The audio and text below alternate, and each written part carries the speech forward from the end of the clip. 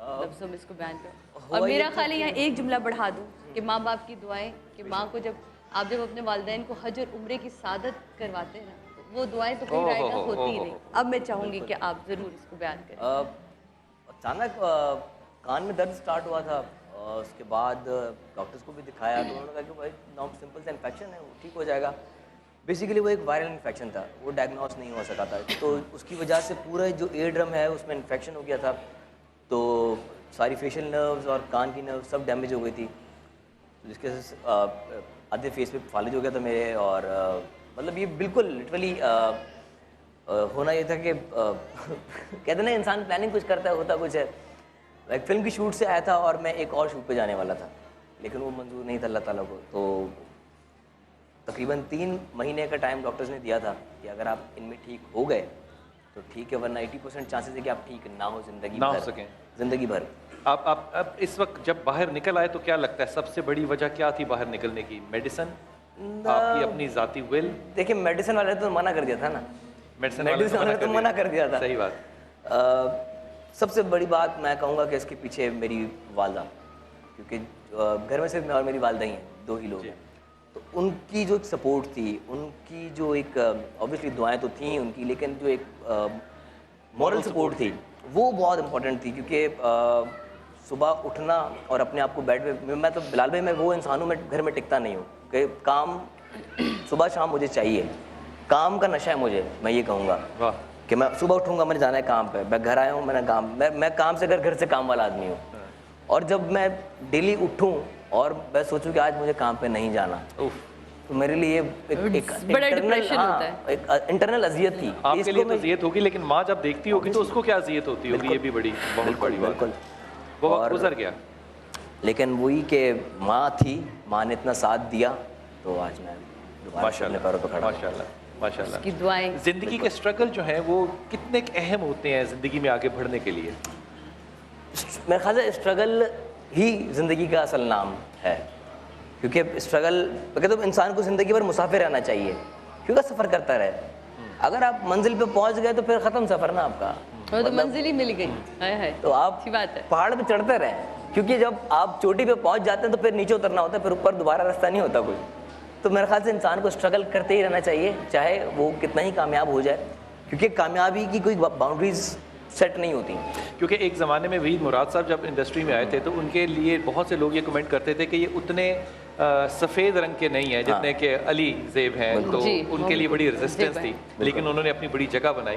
اب وہ کون سی خصوصیات ہیں جن کو دیکھ کے لوگ کہتے ہیں یا سمجھتے ہیں کہ اب یہ لوگ جگہ بنا سکتے ہیں؟ دیکھیں بلال بھائی, اس پورے جو کہتے ہیں نا کہ امیج بنانے کا یا عزت ملنے کا ہے, وہ ایک آیت بتا دیتے, تو عز من تشاء و تذل من تشاء. سبحان اللہ. ٹھیک ہے, اللہ کو جس سے عزت دینی ہوتی ہے اسے مل جاتی, چاہے وہ کوئی بھی ہو.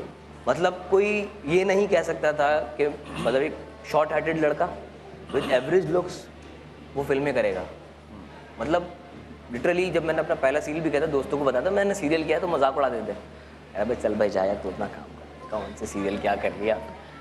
تو وہی اللہ تعالیٰ نے جس کے نصیب میں عزت لکھی ہے اس کو ملنی ہے, پھر چاہے کوئی کتنا ہی حسین ہو, کتنا ہی جمیل ہو, کتنا ہی لمبا ہو, اس کے نصیب میں نہیں ہے وہ چیز, نہیں ملے گی. یہ سارا جو ایمان کا حصہ ہے یہ پہلے تھا یا کامیابی کے بعد؟ نہیں, شروع سے تھا, ہمیشہ سے. بالکل, انشاءاللہ آگے بھی رہے گا یہ انشاءاللہ. تربیت کا بڑا اس میں عمل دخل ہے. سب سے زیادہ کس کو ذمہ دار سمجھتے ہو اس تربیت؟ میری والدہ کو, اماں کو, کیونکہ مجھے زندگی میں وہ مومنٹس جس نے مجھے تبدیل کیا اس کے پیچھے ہمیشہ میری ماں رہی ہے. مجھے اب تک یاد ہے کہ میں نے بلال 2012 میں مطلب اوبیسلی اسٹرگل کی ہے, خود بنا ہوں, سیلف میڈ ہوں, کسی کی پیچھے سپورٹ نہیں تھی, نہیں لیا. تو وہ بڑی محنت سے ایک گاڑی لی تھی, بہت مہنگی 1600 cc گاڑی لی, اور 2 سے 3 مہینے گزرے تھے تو امی کے ساتھ بیٹھا ہوا تھا میں, تو میں نے کہا سل مجھے حج کرنے کا موڈ ہے. میں نے کہا ٹھیک ہے. اچھا مجھے پتہ نہیں کہ حج ہوتا کتنے کا, کتنے پیسے لگتے. اچھا عمرہ کیا ہوتا, لیکن جب میں بہت چھوٹا تھا, 10 سال کا تھا. اچھا میں نے کہا ٹھیک ہے. ایک دوست ہے وہ اس طرح کا حج وغیرہ کے گروپس وغیرہ لے آتا ہے. میں نے کہا یار کتنا ہوتا ہے حج میں, کتنا خرچہ ہے 2 لوگوں کا. اچھا میرے ذہن میں تھا کہ لاکھ روپے خرچہ آئے گا. اچھا واہ بولا بچہ واہ واہ واہ. مجھے پتا نہیں تھا. اس نے کہا بھائی ایک پیکج ہے 5.5 لاکھ کا, ایک ہے 5.5 لاکھ کا. اچھا میں نے کیلکولیٹ کیا, میں نے کہا بھائی 5.5 لاکھ والا سمجھ لے کہ 5 لاکھ ہی لگا لیں. 5 لاکھ ایک آ گیا آپ کے 10 لاکھ, ایک آ گیا آپ کے 10.5 لاکھ. اکاؤنٹ میں میرے پاس اس وقت صرف 1.25 لاکھ یا 1.5 لاکھ روپے پڑے ہوئے تھے.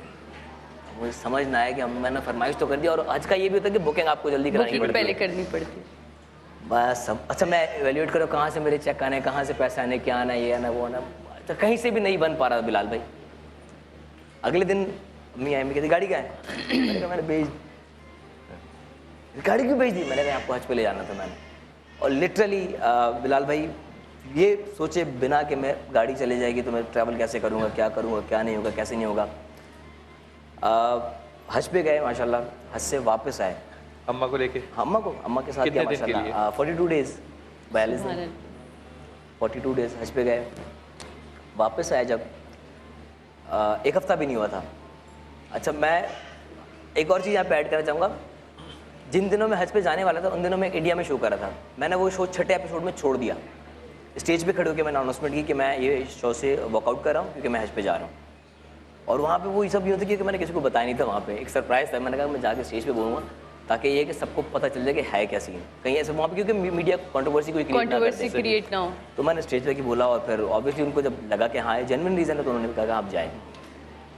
بلال بھائی وہ چھوڑ کے یہاں کے شوز چھوڑ کے حج پہ لے کے گیا اماں کو.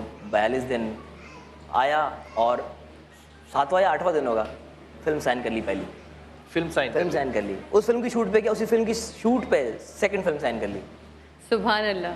مطلب رستے اللہ نے یوں کھول دیے کہ آپ نے سوچا بھی نہیں تھا, جو پتہ بھی نہیں تھا, کیونکہ آپ نے جب نہیں سوچا اس کے گھر لے جانے کے لیے اپنی ماں کے لیے کہ میں کیسے آیا جایا کروں گا, جب آپ نے نہیں سوچا تو وہ کیوں سوچے گا اپنی رحمانیت عطا کرتے ہوئے. حضرت عمر کے پاس بھی ایک شخص آیا اور اس نے کہا میں نے جہاد میں جانا ہے. شوٹ پہ جانا تو کم ہے نا, ہاں بالکل, جہاد پہ جانا ہے. تو پیچھے میری ماں ہے. تو اللہ کے اس ولی نے کہا, حضرت عمر خطاب نے کہا کہ تیرا جہاد یہ ہے جب تک تیری ماں زندہ ہے تو اس کی خدمت. تو اگر جہاد چھوڑا جا سکتا ہے تو یقین کرو کچھ بھی چھوڑا جا سکتا ہے. لیکن پھر جو اللہ تعالیٰ اپنے راستے کھولتا ہے وہ پتہ ہے کیوں کھولتا ہے, کیونکہ خدا تعالیٰ کے رسول کہتے ہیں کہ جو ماں کے ہاتھ ہیں نا, یہ جب اپنی اولاد کے لیے اٹھتے ہیں تو اللہ کے اور ماں کے ہاتھوں کے درمیان کوئی حائل نہیں ہوتا. تو ماں نے وہاں کچھ تو مانگا ہوگا نا کہ میرے بیٹے نے گاڑی بیچی ہے تو اب میرا بیٹا جو ہے وہ کیا لے گا. یہ ماں کے بڑے احسانات ہوتے ہیں, وہ زندہ ہوں تو بھی احسانات ہوتے ہیں, وہ نہ ہوں تو بھی احسانات ہوتے ہیں. اللہ سے یہ بھی اللہ کا شکر ادا کیا کرو کہ اللہ تعالیٰ نے ایسی ماں دی جس نے تمہاری ایسی تربیت کی.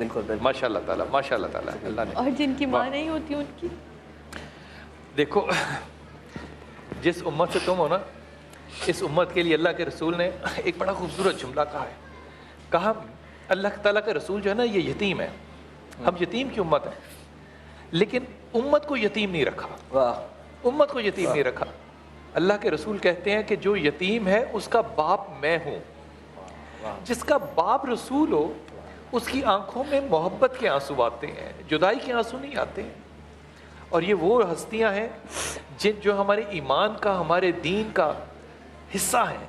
اب یہ کردار سازی جو ہماری ہوئی اتنے سالوں میں, دیکھو میں تمہیں ایک بات بتاتا ہوں, اب اجازت دیں کہ 1 منٹ کے لیے.